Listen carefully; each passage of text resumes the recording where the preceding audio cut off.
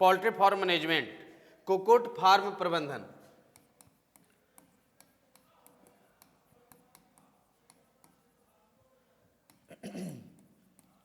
Poultry farm management में ये देखना है कि आखिर ये क्या है। ये देखिए, कुक्कुट फार्म प्रबंधन, इसलिए आपको पढ़ना जरूरी है क्योंकि आप हर एक जगह से तैयारी करिएगा। कहां से तैयारी कर पाएंगे?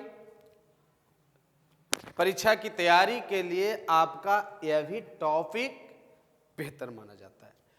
या तो आप बोर्ड की तैयारी कर रहे हो या फिर कॉम्पिटिटिव एग्जाम की तैयारी कर रहे हैं। इन दोनों तरह के तैयारी को लेकर के रेनबो क्लासेस चैनल पर आपका विशेष तरह से टॉपिक तैयार करके आप लोग की सुविधा के लिए हम अपलोड करते हैं। तो देखिए कि कुक्कुट फार्म प्रबंधन में क्या है, इस पर हम लोग बात करते हैं।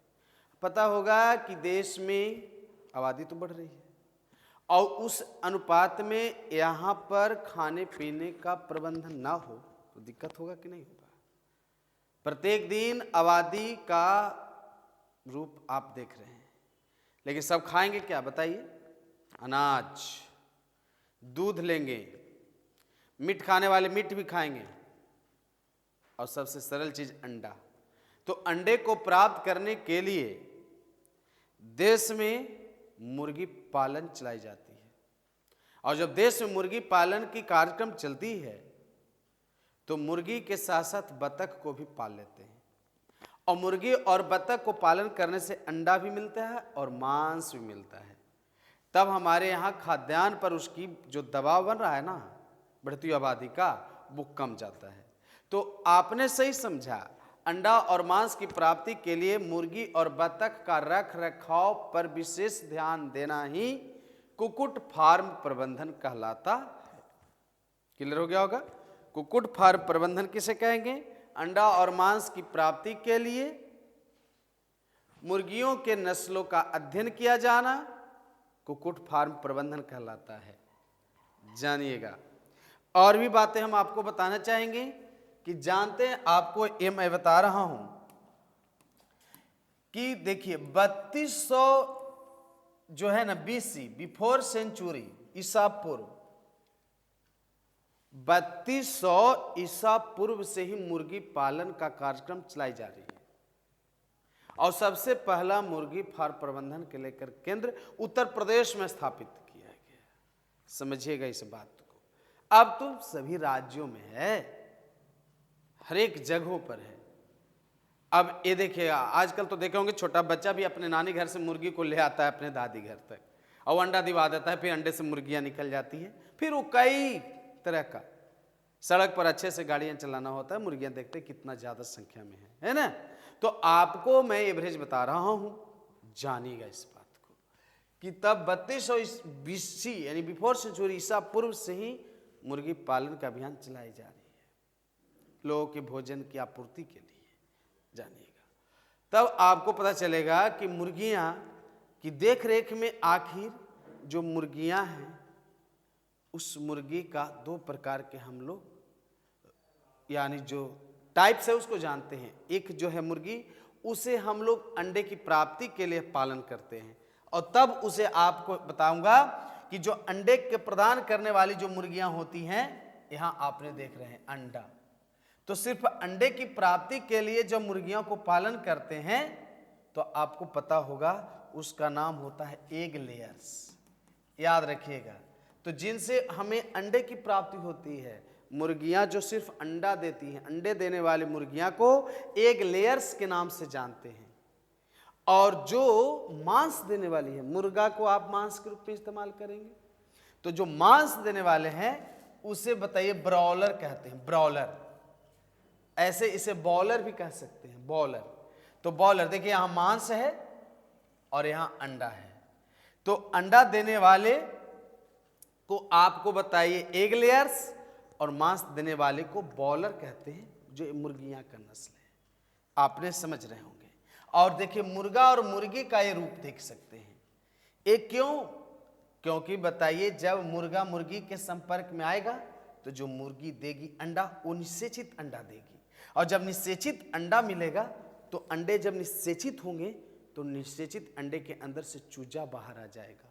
और आप शायद ये फिगर देख सकते हैं, और जब चूजा बाहर आ जाएगा तो वो भी मुर्गी का जो चूजा होगा धीरे धीरे ग्रोथ करेगा, और बड़ा होकर के जब यंग हो जाएगा तो वो अपने ही यानी पहले वाले मुर्गी के जैसे व्यवहार करेगी और फिर से अंडे को देगी, और उस अंडे के अंदर से चूजे बाहर आ जाएगा। तो यह प्रक्रिया चलते रहेगा और उत्पादन ज़्यादा होगी। इसी बीच क्या हुआ कि मुर्गियों के नस्लों में सुधार लाया गया। थोड़ा ध्यान दीजिएगा, गुणवत्ता में सुधार लाने से क्या फायदा हुआ तो देखिएगा। गुणवत्ता में सुधार, तो मुर्गी के गुणवत्ता में सुधार लाने का जो प्रक्रिया चला उस पर हम लोग चलते हैं। गुणवत्ता में सुधार लाने के लिए एक साधारण, तो देखिएगा गुणवत्ता में जब सुधार हुआ मुर्गी का तो देसी नस्ल की मुर्गी और एक विदेशी नस्ल, और दोनों के बीच हुआ। जब देसी नस्ल की मुर्गी थी तो मात्र 60 अंडे मिलते थे एक वर्ष में। याद रखिएगा 60 अंडे मिलते थे एक वर्ष में। क्या होगा इस 60 अंडा में, क्या होगा जानते हैं ना। और विदेशी जब आए तो 260 अंडा प्रति वर्ष मिलने लगा। तो जब बाहरी नस्ल वाले के साथ जब क्रॉस जब करवाने में मदद मिली तो 260 अंडे यानी देसी नस्ल की मुर्गी का संकरण की क्रिया बाहरी नस्ल की मुर्गी के साथ हुआ तो बताइए 60 से बढ़कर 260 हो गया। ये रहा 7 इसको कहते हैं, इसको बेनिफिट कहते हैं। और देखिएगा जब यह अभियान चला, जब इस तरह का स्थिति पैदा हुई, संकरण की क्रिया हुआ बाहरी नस्ल के साथ, बताइए अब ये मत सोचिए कि कोई और भी जीवों पर करवा दीजिएगा, है कि नहीं, ऐसा नहीं किया जाएगा। अंडे की प्राप्ति ज़्यादा हुई। अब आपको मैं बताता हूं कि कैसे हमारे देश में अंडा का आपूर्ति और मांस की आपूर्ति हुई। मांस के आधार पर हम लोग मुर्गियों को थोड़ा सा देखिए, अच्छा लगेगा आपको। मैं बताता हूं, देखिए 1957 को ले लीजिए आंकड़ा, है कि नहीं, और 1978 का ले लीजिए और 2005, हाल ही में 2005 की बात करते हैं। मुर्गी की मांस की प्राप्ति के लिए मैं कुक्कुट फार्म प्रबंधन पढ़ा रहा हूं। ऐसे ब्राह्मी का ये बोर्ड वाले बच्चे जितने भी हैं वो अच्छे से पढ़ेंगे, और यहाँ से कॉम्पिटेटिव क्वेश्चन भी आता है, इसलिए वह बारीकी से याद रखेंगे। जब देखिएगा जब 0 दिन का होता, 1957 की बात कर रहे हैं, 1957 पहले कितना साधारण हमारे यहाँ कंडीशन थी, आज डेवलपमेंट हर चीज में हुआ है कि नहीं।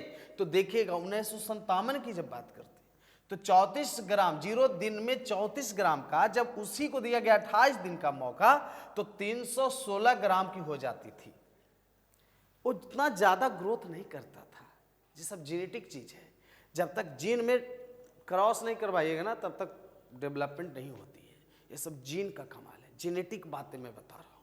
तो अब 316 ग्राम, और जब 56 दिन का हो गया, 28 दिन का चल रहा है, 28 दूनी 56 का, तो 905 ग्राम यानी 1 किलोग्राम के लगभग बताइए होती थी मुर्गियां। जब 1957 की बात है। आबादी देखिए, हमारा देश में तुरंत ही तो आज़ादी मिला था देश की।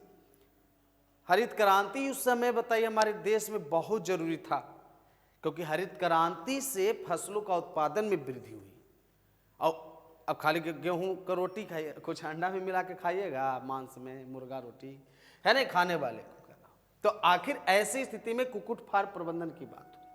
अब जब 1978 आया, कुछ सुधार हुई, तो 0 दिन का जब हुआ तो 34 से बढ़कर देखिए 42 ग्राम का, और जब 28 दिन का हुआ तो बताइए 632 ग्राम, दुगना भी विकास कर रहा है।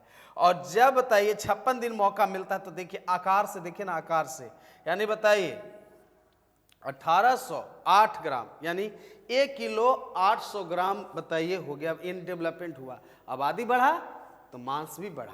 क्या, जैसे जैसे आबादी डेवलप कर रहा है मांस भी बढ़ रहा है। आप अपने आबादी बढ़ाइए, मुर्गियां अपने मांस को बढ़ाएगी। जितना आपको बताइए खाद्यान्न का पूर्ति करना है वो कर सकते हैं। उसके बाद 0 डे में देखिए 44 ग्राम का, 2005 की बात करते हैं, आंकड़ा लेते हैं तो 2005 और 2005 में 44, 0 दिन में ही 44 ग्राम का। अब बताइए आजकल बचपनों जन्म लेता है ना, वो बताइए 6G पैदा लेता है, जन्म लेता है और हंस के फोटो खिंचवाता है। और उसको बताइए शेयर करने वाले, बताइए उसका स्टेटस स्टोरी लगाने वाले कम नहीं। आंख खुला रहता है, लगता है कि बच्चा मुस्कुरा रहा है और लगता है कि सामने से बताइए कोई वस्तु को पकड़ रहा है, सामने कुछ होता है, मोबाइल होता है। जन्म लेते ही बच्चा लगता है कि मोबाइल ढूंढता है, नतीजा उसी का है, समझ सकते हैं। तो इस तरह से आपको पता चल गया होगा कि आखिर जब 28 दिन का टाइम देंगे तो देखिए जिस तरह से बताइए मुर्गी का चूजा का कमाल देख रहे हैं, उसी तरह से हर एक बच्चे बताइए आजकल हर एक तरह के बच्चे जो जन्म ले रहे हैं ना, वह डेवलप भी जल्दी हो जाता है। उसके बाद देखिएगा 28 दिन में 1396 ग्राम का कितना डेवलपमेंट हो रही है, यहाँ तो देख के डर ही जाइएगा, है कि नहीं। अब बताइए तो यहाँ पर बताइए 4 किलोग्राम की मुर्गा 4 किलोग्राम का तैयार हो जाता है और ये 56 दिन की बात है, यानी 2 महीना में 60, हाँ आप सूत्र याद रखिएगा 60 दिन का। और 60 दिन में आपको बताइए इतना जल्दी तो फसल भी नहीं उगता है, और इतना जल्दी बताइए फसल का उगाइएगा उतना जल्दी बताइए आपको मुर्गा तैयार। ये भी बताइए फार्म बहुत गाँव में देख रहे होंगे, हर एक जगह पर चलाया जा रहा है, बहुत बड़े स्तर पर ये बिजनेस बढ़ाया जा रहा है, कम दिन में ज़्यादा बेनिफिट देके जा रहा है। लेकिन हाँ समय खराब हुआ ना तो इस पूंजी में, इस तरह का धंधा में आपको बाधा भी आ सकती है, क्योंकि इसमें देखिए सबसे पहले बता रहा हूँ कभी कभी ऑब्जेक्टिव पूछता है, वायरस द्वारा बीमारी जो हो जाती है ना इसमें, वो रानीखेत हो जाता है, याद रखिएगा। हाँ यदि बैक्टीरिया की बात करते हैं साहब तो बैक्टीरिया द्वारा यहाँ में कोलरा हो सकता है कोलरा हो सकता है, और इसमें बताइए आपको समझने की स्थिति है, इसके साथ साथ आपको बैक्टीरिया से कोलरा हो गया, समझ में आ रहा है ना। तो आखिर बताइए आपको स्पष्ट हो गया कि इसमें भी परेशानियां उत्पन्न हो सकती है। रानीखेत जैसे समस्या निम्नलिखित में किसमें होने वाला है, तो आप मुर्गी में जरूर चुनिएगा। तो कैसा रहा आज का ये सेशन आप कमेंट करके बताइएगा। धन्यवाद।